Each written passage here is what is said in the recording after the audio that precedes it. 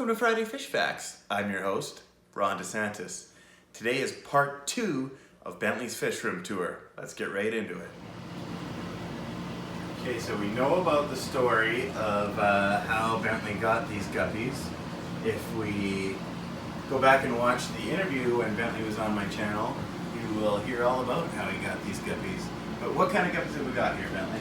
So these are blue Hawaiian Moscow guppies. They're a line that was originally bred by a gentleman named Leopolda. He has since passed away about 7 years ago now.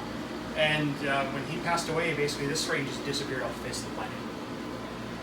What was left of this fish room, I've struggled to find out what happened, but I had been looking for this fish for a while, and I found one group from some guy on eBay, and they all just fell apart within a week of arriving.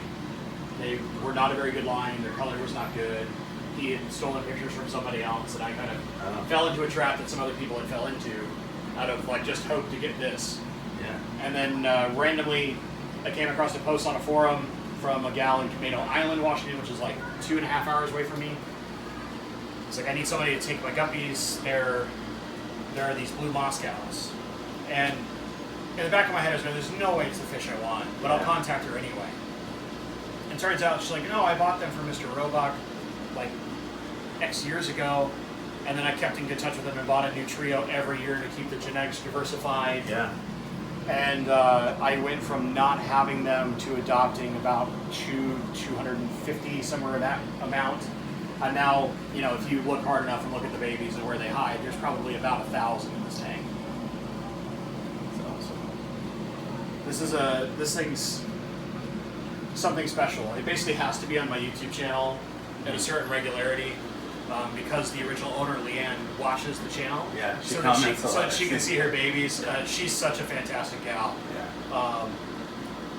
I also I grew up around Depression era cobalt blue glass because it was something my mom collected, and this is the closest I can get to that blue in a small fish. Oh, that's cool. So even when my mom visits, she will sit here and watch this tank for 45 minutes at a time.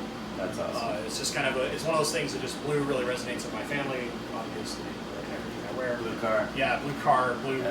My house should probably be blue, those things. But this kind of holds a special place in my heart. And although I've sold some of them or given some of them away, I've given them away at AGA already today. This tank will never change. That's The awesome. only thing that will change in this tank is plants. Yeah. And even then, I really like what I have going. Though. Yeah, no, that's awesome. that's pretty much got to stay. Yeah. And there's some experiments that have happened that they'll get moved out and moved to other tanks or whatever. Yeah. But in the end, these blue guppies will always be in this 140-gallon acrylic, no matter what. All right. Okay, so this is the not proper time to take care of it the way it should be. My Plants for Profit tank. So one of the big things on my channel I'll preach about is Plants for Profit. And this thing has basically only stems aside from a small corner of crypts. And then my Koshu tetras, which again are another blue fish. You'll notice a pattern with that. Yeah. But this has had all sorts of stuff weave in and out of it. What's that?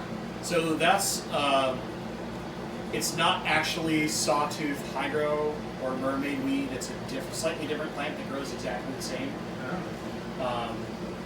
But yeah, it's. Never seen it before. I have notes for its actual scientific. It's one of the ones I don't have committed to memory. But the stuff that's coming out of the top of the tank is a kind of cool species of plants called Persicaria, and this is a species that comes from India.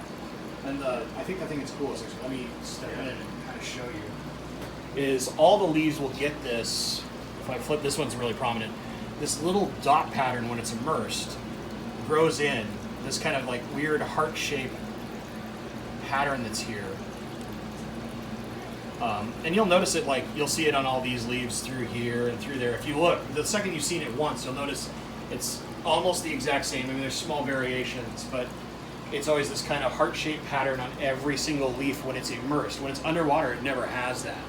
And I've started doing some experiments letting plants grow out of my tanks to try and flower them or see little differences in how they grow, just kind of as my excuse to let my tanks grow way more than they actually should because I'm not trimming enough. is what it comes down to. But there's all sorts of stuff from relatively common plants in here, like Alternanthera reinekii and Rotala hra, to extremely rare crypts, like down in here. This is Crypt Jacobsoni pink, which, if you can still find it online, is like $35 a plant for something this size. There's a couple different species of Crypt nurii, there's Crypt hooteroi, there's a Ponderdinifolia rose hips, which is called the Say Highlands, that's only been collected once, and I got it from a super nerd friend of mine who will never come on camera for me no matter how many times I beg him. But we've got some really cool plant collectors in the Greater Salem Aquarium Society. I'm pretty lucky in that fact that I get to basically profit off of them by just going like, hey, what's the cool rare thing you've gotten to grow that you can spare one of? Yeah. And it lets me play with some crazy rare plants and kind of see what I can and can't do as a horticulturalist. It's a little algebra. Hey, Bob Steenpot's rainbowfish. Yeah, so there's two species in this tank. I've been trying to mock train the bozemanii, which these are Leucotingia bozemanii that originally came from Gary Lange. Mm-hmm. And if you just look at the females have more color than males that you'll see in stores. Yeah. It's insane. And when that boy is in his breeding display, he is super dark reddish orange, and the front of his body is almost purple. The blue is so dark. It's incredible. But he won't come anywhere near the mop. He hasn't for weeks now, and I've been trying really hard. And I've left my other species in here, which are a Chalathorina fasciata called Ungulum, which that's their collection point. They don't have an official name yet. Mm-hmm. Gary Lange likes to call it a chameleon rainbow, and when they go in their breeding dress, they change colors like this. It's insane to watch. It's so fun, and it's hard to catch on camera because it's mostly this scintillating color shift. It's how the light reflects off their body, and cameras have trouble getting that. I've tried, but they'll spawn in the mop like crazy, and he'll watch and just be like, nah. And I've promised Bob I'm going to breed those fish, but if they don't want to spawn in the mop, it's going to be really hard to collect eggs and get them back. But other than that, this tank's really simple. It has some algae issues because it gets a lot of light, but it has this really cool floating plant. It's about the only floater I actively keep that's a true floating plant, which this is an Asian watergrass that's super, super neat just because it gets this big bladed pattern and grows in these long kind of stems. I really like it. I hadn't seen it before. A club member brought it in. And then again, one of those immersed grow experiments. This is some bacopa, and you can see there's a nice little flower on it. Oh, nice. So if you let bacopa grow out of your tank so it gets just enough humidity and light, it'll flower these little pretty purple flowers. It's absolutely gorgeous. Okay, so this is a tank that I didn't know you had these fish. Yeah, I don't show them very often, although there's a couple fans of my channel who really regularly want updates on them. These are shellies, so specifically they're the multis, or Neolamprologus multifasciatus is their scientific. They're a Lake Tanganyika shell-dwelling cichlid, although I keep them with PVC corners. Yeah, because it's easier. This is a trick I learned from a local club member who is really successful at breeding them. It's much easier to use PVC to get babies out than it is the actual escargot shells, because they'll hide in those shells for an eternity, and you can do all the tricks to get them to come out of the shells, and you still never know how long it'll take them to get out. Where with the PVC, you can just pull it out if you have it capped. You'll just put a cap on it, pull it out, and then open the cap and dump them in a bag or dump them wherever you want them, and you've got your... Yeah. But the way that they continuously re-engineer their tank and how they operate, because they're perfectly good in the community, unlike your peacocks or something like that, where they'll just constantly fight if the tank boss doesn't establish order in the tank. These guys are perfectly happy to be together. They're good little self-contained community fish, but they do want to be a dedicated species only usually, unless you have a very tall tank. Then you can do some other Tanganyikans, but don't go near the bottom if you're not a shelly, because that's bad news bears. Yeah. But otherwise, they're super cool fish. You can practically hand feed mine. You'll notice I don't light the tank, and the reason why is they dwell at the bottom of the lake, and I kind of I've noticed they have better behavior with just ambient light from the room then when I put a dedicated light on their tank, they tend to be a lot more timid and shy with a dedicated light. But when I leave them like this, I can put my hand over the tank, and most of them will be like, oh, big scary hand for most people. They will just come right up to my hand because they assume it's food time. Oh, that's cool. So it's super fun. They're way curious little creatures, and they're actually really cool. I think if anybody's gonna try a cichlid and wants a dwarf cichlid, these are the fish you should try. Yeah. Because their behavior is so cool, and when the light hits them, they've got that bright blue eye. They're a little stunning little fish. I've heard that before.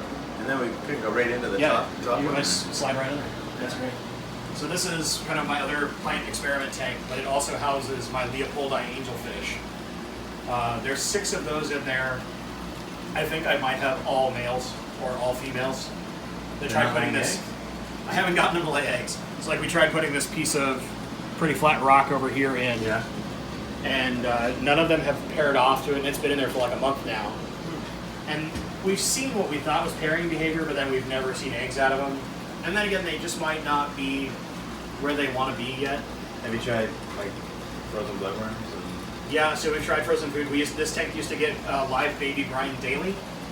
When I was doing that, it still would not lay eggs. Really? I saw slightly different behavior out of them. They're super shy because they were originally wild caught. They're like the only other wild caught fish in my fish room. But they're basically mini Ultimangels. That's as big as they get. And my family has a huge history with angelfish. My great grandmother used to breed them back in like the 50s and 40s. That's so cool. My mom literally badgered me every time I saw her. When are you getting angelfish?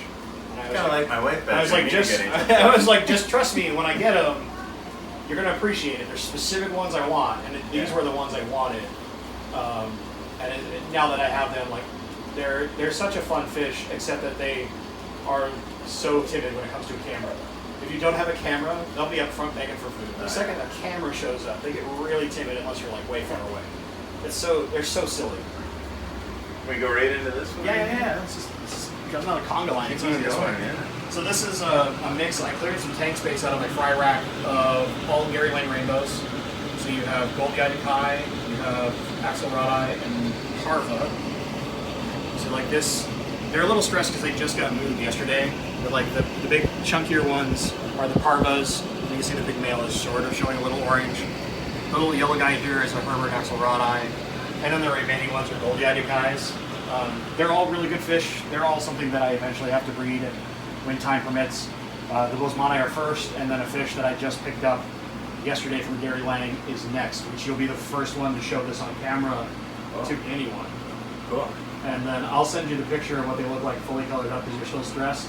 If this fish breeds prolifically, this will be the coolest rainbow in the hobby, period. I guarantee it. Here we go. Let's just pan right in. Yeah, so we can go down the conga line, but I'll take you, speaking of it, you go right in the far bottom corner. This is a Melanitania species from Ewer. They cap out at about 2.5 inches in size, so they're basically craycock size. Yeah. But they have all the exact same color as an adult goldie-eyed kai. So they'll get this kind of powdery blue metallic shimmer body, and then these beautiful orange-red fins. And the females have slightly dulled down, but they still have color. And you'll have a picture that you can like flash on screen now that I'll send you that Gary sent me. Right next to the earwares down low is kind of what I consider my original crown jewel of this room in rainbows. This is the Running River rainbow. So it's a Melanitania species. They come from a river that's nicknamed the Running River out in Australia. And these were nearly extinct because someone had released captive-owned rainbows into their water system and they started to hybridize.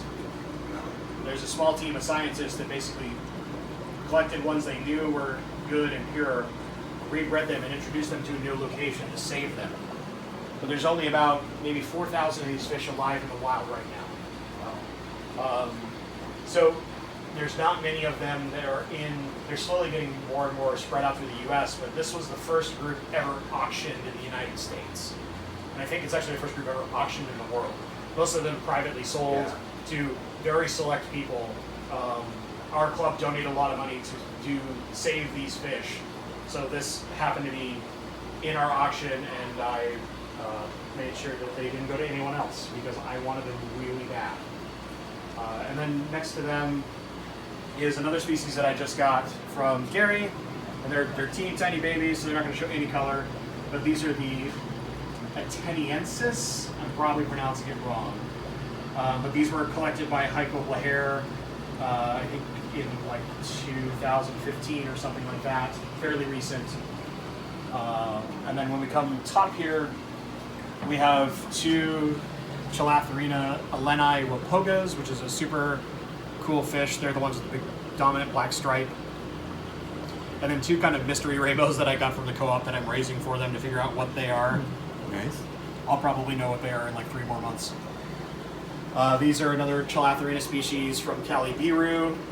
This was like the first, I bought a mop of eggs of these from a rainbowfish guy to remind myself how to hatch rainbows from eggs, because I hadn't done it in like 9 months before Gary Lange came to our club last year. And they were wildly successful. So a bunch of those are basically ready to find some new homes, and then I'll keep, I think, probably 6 of them for myself. And then finally, this tank has been weird. There's a single rainbow in there that was an egg. Or I'm sorry, we moved one other rainbow up there. There was a small guy. There's a small Herbert axelrodi that was a little small to move into that community tank over there. So I didn't want to like have it have feeding issues, so we kept it up here.